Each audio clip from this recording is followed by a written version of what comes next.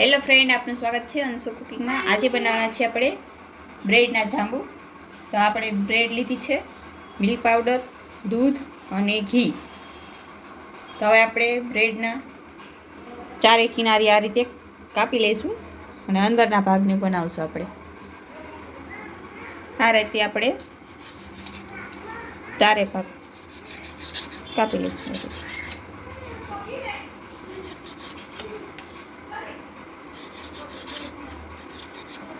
આ રીતે આપણે બધી બ્રેડની કટિંગ કરી લેશું।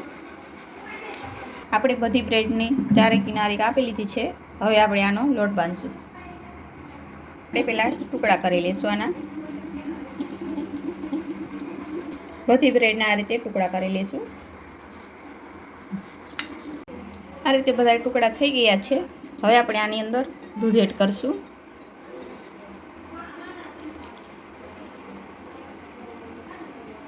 હાથે આપણે આને બાંધી લઈશું લોટ આ રીતે। લોટ આપણે આ રીતે બાંધી લીધો છે। હવે આપણે એની અંદર મિલ્ક પાવડર એડ કરશું। 2 ચમચી જેવો મિલ્ક પાવડર એડ કરશું। સારી રીતે મિક્સ કરી લઈશું।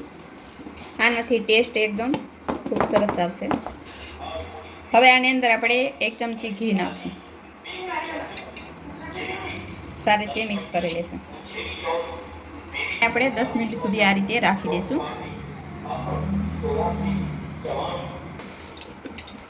હવે આપણે ચાસણી બનાવી લઈશું। 1 વાટકી આપણે ખાંડ નાખશું। આપણે પાણી એડ કરીશું। સારી રીતે મિક્સ કરી લઈશું। 2 ઉકાળ આવે ત્યાં સુધી આપણે આને પકવા દઈશું। હવે આપણે આની ગોળી વાળી લઈશું। આ રીતે આપણે ગોળી વાળી લઈશું। આ રીતે બધી ગોળી વાળી લઈશું આની। જાંબુ આપણે બધાએ બનાવી લીધા છે આ રીતે। તો હવે તેલ ગરમ થઈ ગયું છે। તો હવે આપણે આની અંદર નાખશું ગોળીઓ। ધીમા આંચે આપણે એને એકદમ બ્રાઉન થવા દઈશું, ત્યાં સુધી પકવા દઈશું। બધી ગોળી નાખી દઈશું। હવે ધીમા તાપે એકદમ બ્રાઉન થવા દઈશું, ત્યાં સુધી પકવા દઈશું। આ રીતે આપણે ફેરવતા રહીશું ને એકદમ બ્રાઉન થઈ જાય ત્યાં સુધી આને આપણે પકવી લઈશું। એકદમ બ્રાઉન થઈ ગયા છે। હવે આપણે આને કાઢીને ગરમ ગરમ ચાયની અંદર નાખી દઈશું। આ રીતે હવે બીજા બોલ્સ પણ આપણે આની અંદર તરી લઈશું। જાંબુ એકદમ બ્રાઉન થઈ ગયા છે। તો હવે આપણે કાઢી લઈશું।